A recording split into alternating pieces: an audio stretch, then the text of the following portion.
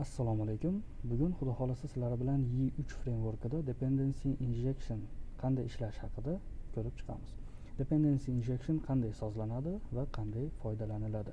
Bundan avval dependency inversion, ya'ni bilsanglar solid prinsiplaridagi oxirgi prinsip dependency inversion prinsipidan boshlaymiz. Xo'p, buni amalda ko'rsataman. Demak, dependency inversionni qanaqa prinsip?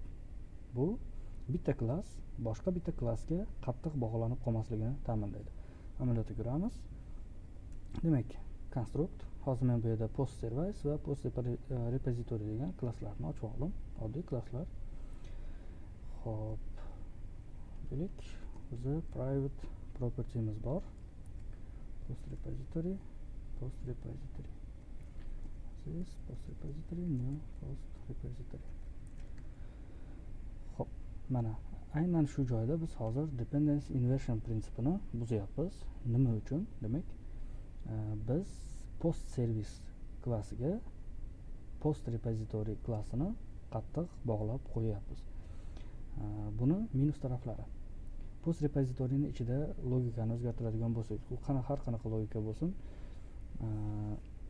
ya'ni kengaytirmoqchi bo'lsak, buni imkoniyatlarini yoki boshqacha alternativ yo'llarini qilmoqchi bo'lsak, biz undan keyin post repositoryda qilib bo'lganimizdan keyin post service ni ham xuddi shunday o'zgartirib chiqishimizga to'g'ri kelib qoladi. Ya'ni post service'imiz bizni faqatgina shu klass bilan ishlaydigan bo'lib qoldi hozir bizni. Buni ham demak o'zgartirish uchun yana boshqa post service klass ochishimiz kerak, boshqacha nom bilan.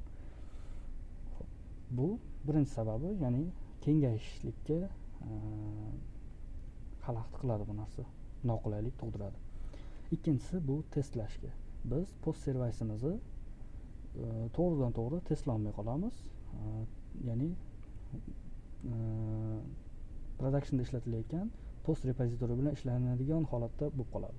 Biz boshqa repositoryni berib, mock qilingan repositoryni berib, bu bilan test qila olmay qolamiz.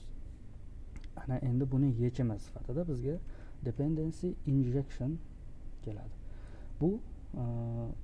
Bu endi prinsip emas, bu realizatsiya desa ham bo'ladi. Ya'ni prinsip bor va u prinsipda yechimi. Xo'p, u nima qil deydi? U mana shu konstruktda, demak, tashqaridan qabul qil bu narsani deydi. Shunaqa yoki property, oddiy parametr olib turib, keyin property'ga tenglashtirib qo'ysa ham bo'laveradi bunday qilib. Post repository. Shunaqa qilib. Mana bu yerda qanaqa bo'lishidan qat'iy nazar, biz dependence bo'lgan klasslarni tashqaridan olishimiz kerak. Ya'ni post service yaratilayotgan vaqtda demak post repositoryni ham berish kerak. Va bu yerda endi bitta klassni emas, yoki bitta klass bo'lsa, keyin extend qilinib ketadigan bo'lsa ham interface ishlatgan yaxshiroq bu yerda. Endi u proyektni o'ziga qarab turib. Xo'p, mana shu holatda demak bizda dependency injection to'g'ri bo'ldi. Ana endi biz kontrollerimizda create bor. Endi bu yerda ham xuddi shunday biz service'imizni yaratishimiz kerak. New post service va bunga ham yana new qilib turib post repository. Mana shunday qilib demak biz dependence'larini ichlariga kirgizib ketsak bo'ladi. Post service ham o'z navbatida demak qanaqadir connection baza bilan ishlaydigan connection interface bor. Hozir yo'q ekan, uстановка qilinmagan, shuning uchun. Xo'p. Yana qanaqadir klasslardan dependence bo'lishi mumkin. Nima deydi? O'zbekchasi ismi kelmadi, xullas, зависимый bo'lishi mumkin. Xo'p, endi bu narsani juda ham uzayib ketadi bu narsa. Agar biz hamma narsani o'zimiz qo'lda qiladigan bo'lsak, noqulay bo'ladi. Buni yaxshisi konfiguratsiya qilib qo'ygan yaxshi. Buning uchun bizga service locator, DI container, service provider va shunga o'xshagan narsalar kerak bo'ladi va bu hammasini demak hozir Composer JSON ochaman. esoft j paketidan demak foydalansak bo'ladi. Bu frameworkning tashqarisida ham ishlaydi. Xohlasalar toza PHP bilan ham ishlatsanglar bo'ladi. Yoki boshqa frameworklarda ichida ham demak bundan foydalansanglar bo'ladi. Xo'p, konfiguratsiyaga o'tamiz. Bu yerda mana DI degan, ya'ni dependency injection degan alohida papka bor. Bu yerda mana bo'limlar, demak cache, generator, logger va router. Bundan tashqari o'zlari ham qo'shsalar bo'ladi. Xo'p, bu yerda mana cache berilgan, definitionlar berilgan. Qaysi interfeysga, ya'ni mana shu interfeysni biz qayerdandir chaqirsak, bizga mana shu klassni obyektini yaratib va buni ham misol uchun konstruktorda mana dependensilari bor ekan. Cache interface, date interval, nullable ekan faqat bu. Bularni ham qo'shib turib rekursivni hammasini yaratib ketadi. Hozir mana ko'ramiz, demak create, hozir buni komment qilib turaman. Delete, yo'q, mayli, bu ochiq tursin. Get holatida biz cache interface'ni olamiz. Cache. Shuni esoft, cache. Va bu cache get or set, remove, get or set qilamiz. ID beramiz va unga mana shuni beraveramiz. Yoki bundan oldin bitta vardan qilib ko'ramiz bu cache'ni. Bizga qanaqa obyektni beryapti. Bo'ldi. Mana demak bizga esoft cache beryapti. Bu yerdan ham ko'ramiz. esoft cache to'g'ri. Demak biz buni endi cache'ga saqlab qo'yishimiz mumkin. Callable bo'lish kerak edi shekilli. Callable bo'lish kerak bu narsa.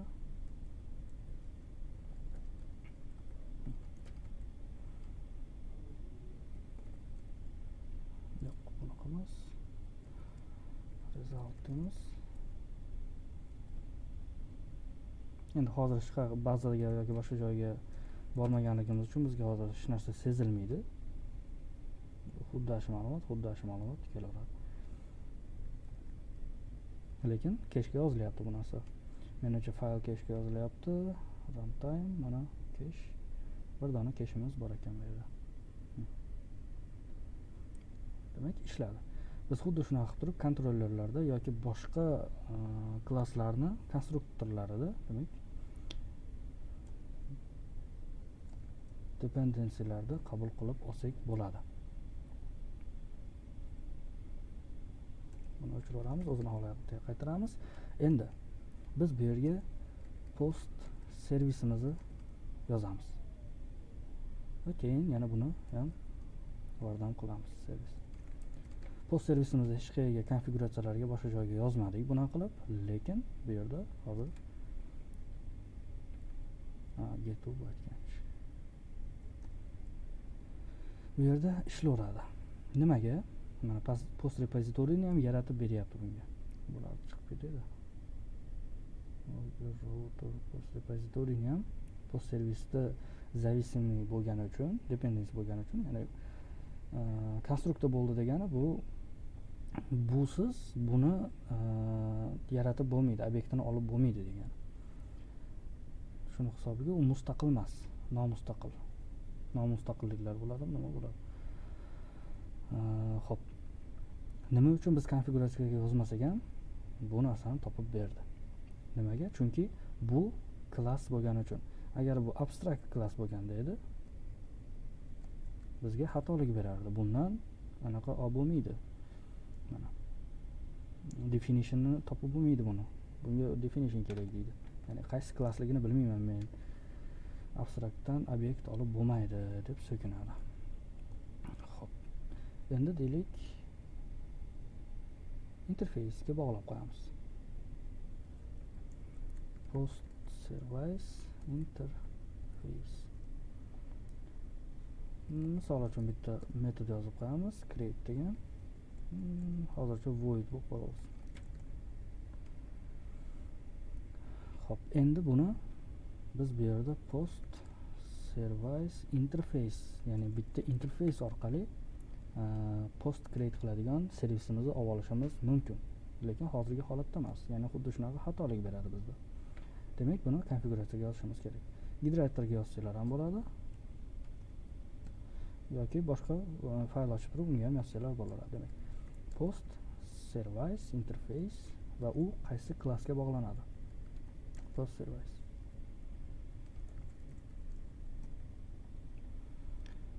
Xo'p, create argument service can to'g'ri. Biz buni birinchidan implement qilmadik. Post service interface. Keyin metodini ham qo'ymadik, yozmadik. Realizatsiya qilmadik, to'g'ri. Hammasi to'g'ri joyda ishlayapti. Ana endi parametrlari. Buni konfiguratsiya qilish misol uchun deylik, biz birinchisiga post repozitoriyda qabul qilamizda, ikkinchisiga deylik private qanaqadir bir API keyimiz bor misol uchun. Uni environmentdan olib turib qo'yiladigan string. Ana endi buni qanaqa qilib oladi? Buning uchun demak biz konfiguratsiya yozamiz. Hozir buni clean up qilamiz. Ana endi konfiguratsiya qilamiz. Class deb turib, demak qaysi klassi bilan ishlashini ko'rsatamiz. Construct metodiga nimalar berishimiz massivda yoziladi. Birinchi argument demak qaranglar mana bunaqa narsa. Agar bu yerda class bo'ladigan bo'lsa yoki interface bo'lsa ham, agar u interface'da definitioni bor bo'lsa, konfiguratsiyada yozilgan bo'lsa, ya'ni uni obyektini ola olsa, Vsoft framework, unda bu narsani yozishimiz shart emas, o'zi topib oladi bu narsani. Bunaqa narsalarni topa olmaydi. Buni demak yozishimiz kerak. APK nimadir. Xo'p. Bu holatda ham demak buni hal qila oladi. Masala yo'q. Agar buni komment qilib tursak, xatolik beradi. Xatolikni o'qimayman, xullas bunaqa narsasiz men yarata olmayman degan xatolik o'zlari ham ko'rsalar bo'ladi keyin. Yaxshi. Endi xo'p, repozitoriyda yozishimiz shart emas dedim, lekin yozsak ham bo'ladi agar konkretni bitta repozitoriy bilan ishlash kerak bo'ladigan bo'lsa. Misol uchun deylik, qanaqadir holatimiz bor. Post repository interface public function create. Hozircha buni ham void deb turamiz. Faqat shu test uchun yozyapmiz xolos. Implement qilamiz. Post repository interface construct kerakmas. Hop, endi qaranglar, refactor qilamizda MySQL post repository interface bor. Deylik, shu bilan biz qanchadir vaqt ishladik. MySQL bizga to'g'ri kelmadi. Endi biz buni o'chirib ham tashlay olmaymiz, chunki bizda ishlatiladi bu narsa. Ya'ni ichidan turib o'zgartirishimiz noto'g'ri bu narsa. Keyinchalik Postgresga o'tishga qaror qildik. Demak, PostgreSQL post repository. Demak, buni ham implement qiladi. Post repository interface dan buni ham demak realizatsiya qiladi. Ana endi biz bu yerga post servisga aynan bitta konkretni klassni emas, post repository interface dan oladigan qilamiz. Mana endi bu holatda bizga xatolik beradi. Nimaga? Chunki not found beradi buni. Ya'ni buni realizatsiyasini topolmaydi, qaysi birini ishlatishni bilmaydi. Demak, buning uchun biz post repository interface ga qaysi repozitoriy bilan ishlashini demak ko'rsatib qo'yishimiz kerak. Demak, boshida bizda MySQL bo'lgan, 1 yil, 2 yil, 3 yil ishlatdik. Bizga to'g'ri kelmadi. Keyinchalik shuni olamizda, demak PostgreSQL post repozitoriga o'tkazamiz. Servislarga, boshqa joylarga tegmaymiz. Hammasi interface orqali ishlagani uchun aynan konkretni bu yerda o'zgartirishimiz kerak bo'lmaydi. Demak, abstraksiya masalasi qisqacha bu yerda aytib o'tib ketdim. Alohida ham yozishimiz mumkin. Komment yozsalar, alohida video dars chiqaramiz bular bo'yicha ham. demak dependency injection shunday konfiguratsiya qilinadi. Oldingi darsda ko'rgan input ma'lumotlarini olishimiz va boshqa narsalarni ham ko'rmadikmi? Faqat shu inputni ko'ryapmiz. Shu inputimiz ham demak middleware ham xuddi shunaqa. Middleware'da ham biz shu yerga faqat klassni yozib qo'ydik. U misol uchun deylik constructdan private request provider degan interface'dan olishi mumkin edi.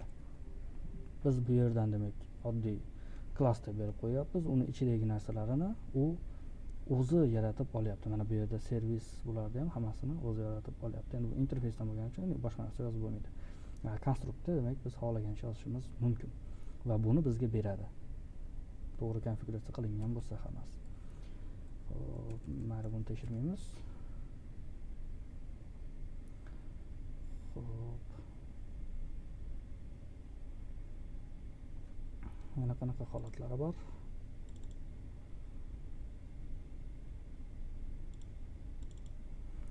Cache'larni ko'rdik, generatorni ko'rdik. Loggerda ham mana xuddi shunday demak class deb turib logger interface mana PCR dan kelyapti. Uni realizatsiyasini demak eSoft o'zi beryapti.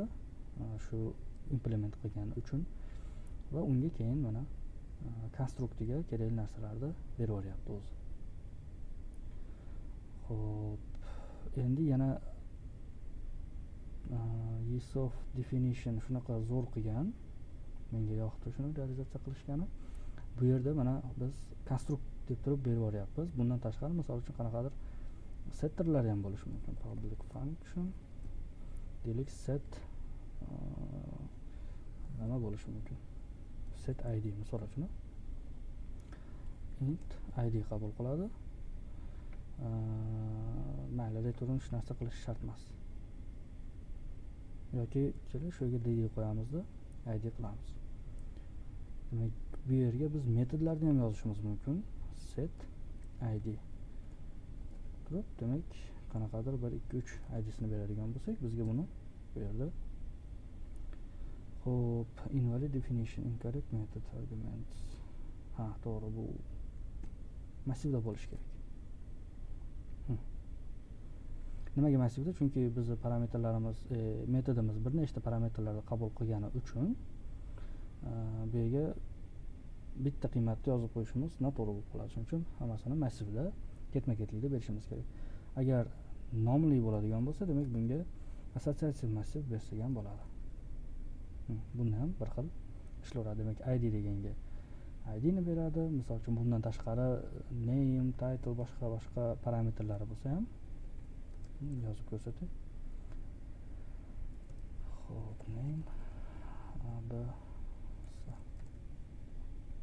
ularda ham mana bersa bo'ladi hozir. Faqat dd qilmoqman.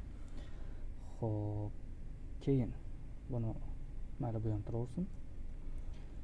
Public string name deb o'tkazib qo'yamiz. Buni ham o'chirib yuboramiz.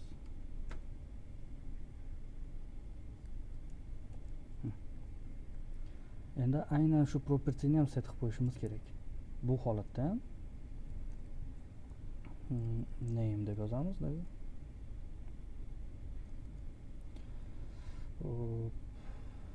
Bu yerga endi qiymat qabul qilinadi. A, B, C. Shuni agar o'rnini alishtiradigan bo'lsak, keyin name ni ham qilib chiqarib ko'rsak bo'ladi.